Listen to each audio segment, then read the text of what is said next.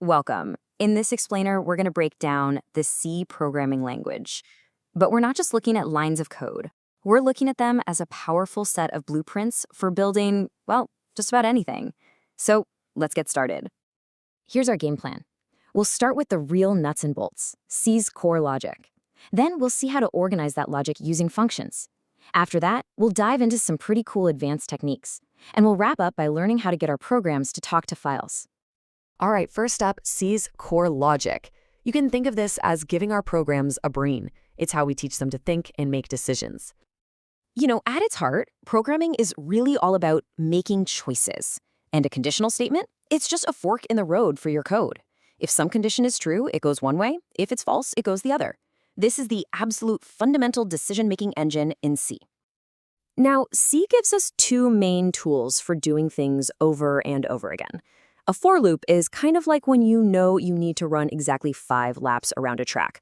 But a while loop, that's for when you just keep running as long as the sun is out, whether that's for 1 lap or 1,000. Let's pop the hood on that for loop. Every single one has this really neat 3-part engine. First, the initialization sets your starting line. Then, the condition is like your finish line. The loop keeps running as long as this is true. And finally, the update. That's the step you take after every single cycle. It's just a super compact and predictable way to control repetition. So how do you handle a whole bunch of data? Well, that's where an array comes in. Just think of it like a row of numbered mailboxes, all in a line. Instead of creating 10 different variables for 10 scores, you just make one scores array with 10 slots. Then you can get to each one just by its number, its index. It's all about simple, powerful organization. Okay, so let's keep building on this. Now we're going to learn how to package up our logic into these neat, reusable tools we call functions. Functions are the absolute key to the don't repeat yourself rule in programming. Imagine you need to calculate sales tax in 10 different places in your app.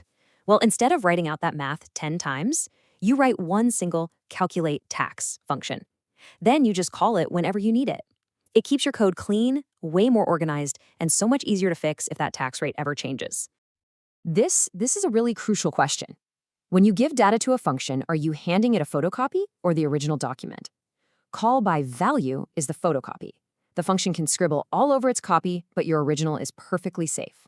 Call by reference, though, that's like handing over the original. Any change the function makes is permanent. Big difference. Okay, we've got the fundamentals down. Now we're going to explore some of the more advanced stuff, the techniques that really give C its legendary power and flexibility. And that brings us to a really interesting question. What if a function could call itself? Well, it can, and that process is called recursion. It's kind of like a set of those Russian nesting dolls. To solve a big problem, the function calls itself to solve a slightly smaller version of that same problem. And this just keeps repeating, layer by layer, until you get to that tiny innermost doll, the base case, where the answer is super simple. It's a really elegant way to solve certain problems. Okay, let's talk about pointers. They can seem a little tricky at first, but here's the core idea. A normal pointer tells you the memory address of a piece of data, like a number. But a function pointer, it's different.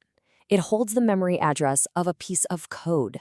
So it's not pointing to a what, it's pointing to a how. And this is where function pointers become an absolute game changer. It's like having a speed dial for your code. This lets you pass an entire function as an argument to another function. This is the magic behind something called callbacks, where you basically tell a function, hey, when you're done doing your thing, run this other function that I'm giving you. It's how you build incredibly flexible things, like a sorting library that can sort any kind of data you throw at it. All right, for our final section, let's look at how our programs can actually interact with the outside world by reading from and writing to files. This is how they leave a legacy. This is so important because this is how a program gets a long-term memory. By writing to files, it can save its work, it can read settings, it can keep a log. Without this, all of the program's data would just vanish the moment it closes. File handling is that essential bridge between the computer's temporary memory and its permanent storage.